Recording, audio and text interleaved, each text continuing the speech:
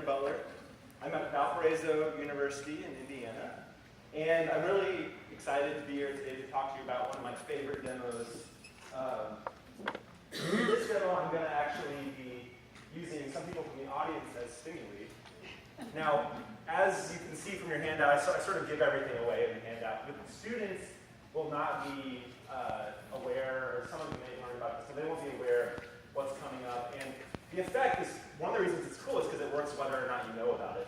All right? So I'm going to be, you guys are in my class today, and it's my first time teaching you, but I know that I've already been anticipating being a great class. And a great class is very willing to participate, right?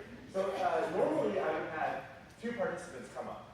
And I'm going to modify it a little bit because we have such a long room. I've done this in classes of 40, 60, 120. It's very flexible. You can modify it. And ultimately, I'll talk about how there's different sort of phases to this. You could use all the phases or some of the phases. You can tell the students that some of these things are things they can bring home to their friends, families, roommates. So first thing I need to jump into the demonstration is about we get 5 participants and spread them out across the front here. You don't have to talk. You have to stand in front of the audience a little bit. I'll do all the talking and sound making today. So would anyone from this area be willing to participate? Thank you so much. I'm going to be handing simple instructions, and you can come stand right about here to get roughly this route. And then let's go. I don't want to shine in people's eyes. Someone from over here to stand right about here. Come on. Thank you so much. And I'll pass you those instructions, and I'll clarify those as we go. And then let's get someone maybe right about here, from over here, who's willing to pop up. I promise it's easy. Thank you so much. You guys are a great class. All right. And then maybe one more. So I think I might go with 4 in this situation. So one more person right about over here. Thank you so much. All right. So that gives us fairly good coverage. Okay. So for all 4 of you up here, again, thanks for coming up. You don't have to say anything. I don't want you to make any verbal utterances, right? So all you have to do is mouth some basic syllables. So I want you to, a few times, 3 or 4 times, mouth ba, and then mouth fa. Ba. And I encourage you to enunciate. I know you're not actually talking, but I encourage you to enunciate those, trying to make them different looking. Keep your head still, because that matters. We know, it's kind of an interesting thing. Now I'm going to be making sounds. So you as the students out here, all you have to do is listen to what you hear, and do your best to look up here at our wonderful assistants, and look at what their mouth movements are. So just look at those at the same time. Then I'll see what your experience is. Now I know this is also somewhat deeper of the classroom. Some of you in the back may have a hard time with this effect now, which is fine. We can test that. We'll see. We'll get some data really quick. But there's a couple phases, so I'm just trying to encourage everyone to get to experience this, which is what I do in the class. All right, so I don't want you to look at me. I'm actually going to turn around. And all I want you to do is look at the person closest to you that you can see. And for those of you here, I'm going to set a pace and go ba, ba, and you just switch between ba and fa, and you guys listen to what you hear. All right, so go ahead now. Ba, ba, ba, ba, ba, ba, ba, ba, ba, ba, ba, ba, ba, ba, ba. Okay, so I learned how to breathe in between those. I've done this enough.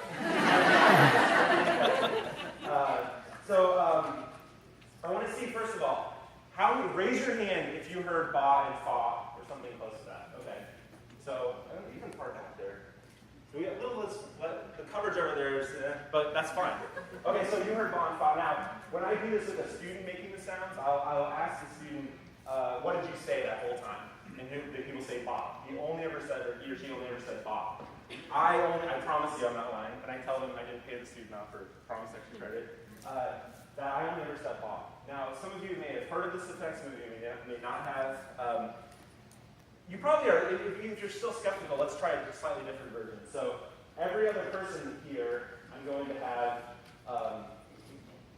be doing different syllables, right? That's another way we can test it. Sometimes I can get the students to come up with that idea, which is another way to get them to kind of come up with some hypotheses and things. So why don't you do just ba only, just fa only, just ba only, and just fa only. And so try to switch between the individuals, and I'm just going to do ba. You can look at me too, so you know what I'm doing as well. So we'll do the same thing again, all right? And just stick to your one ba or fa. And you guys switch between to see if it changes your auditory perception, all right? Ba, ba, ba, ba, ba, ba, ba, ba, ba, ba, ba, ba, ba. So I hope that's enough. So how many people did that work for, that idea work for? Okay, so now, we have a great big round of applause for our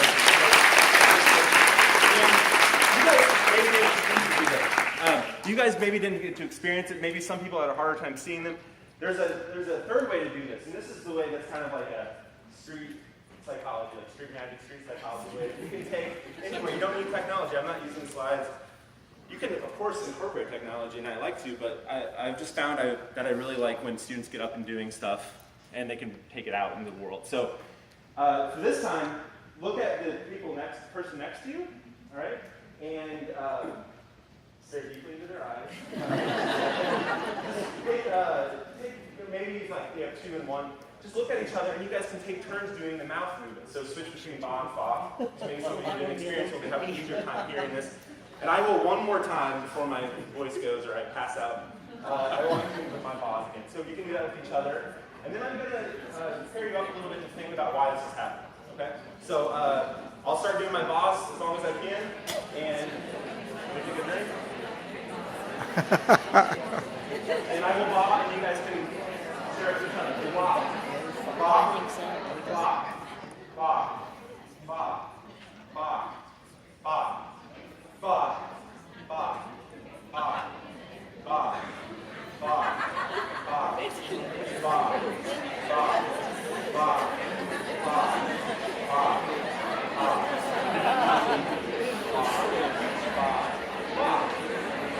all right, did everyone get the experience of it?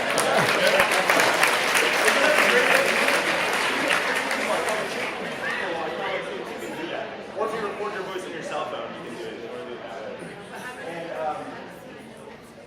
Of course, like has been mentioned, if I just did that and walked away, you'd be like, oh, that's cool. All right, whatever. So, why is this happening? Now, I've used this in intro and sensation perception and cognitive, and I've talked before the end a little bit about ways I've thought about you could use it in other classes because it connects to a lot, but I like to use this to talk about some really big ideas. And I think of this in questions, so they normally have handouts with different questions on them.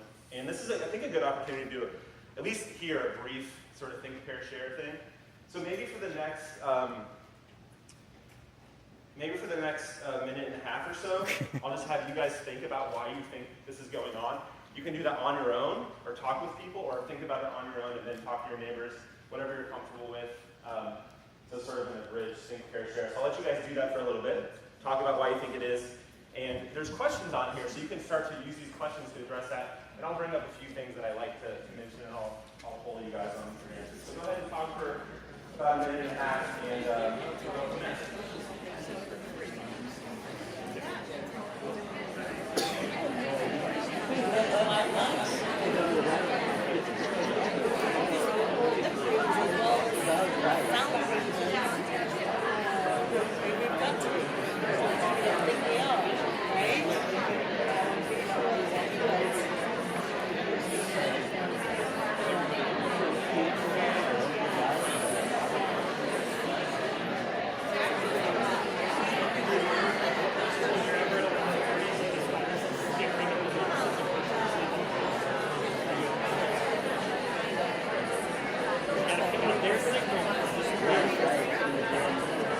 Thank you so much.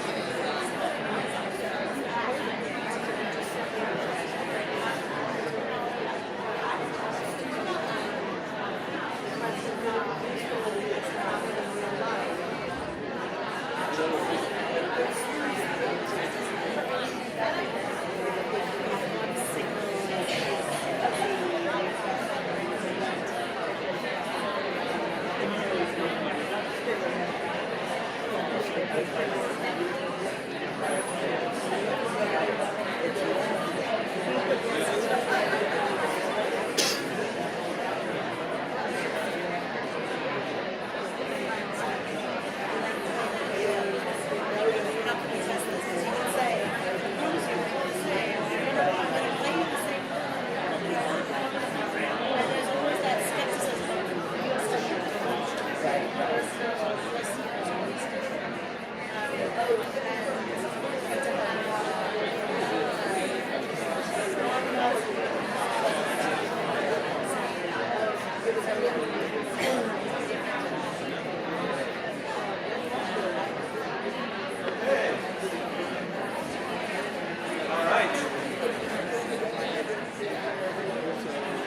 I'm interested to hear some of the things you guys are talking about. Why does this affect the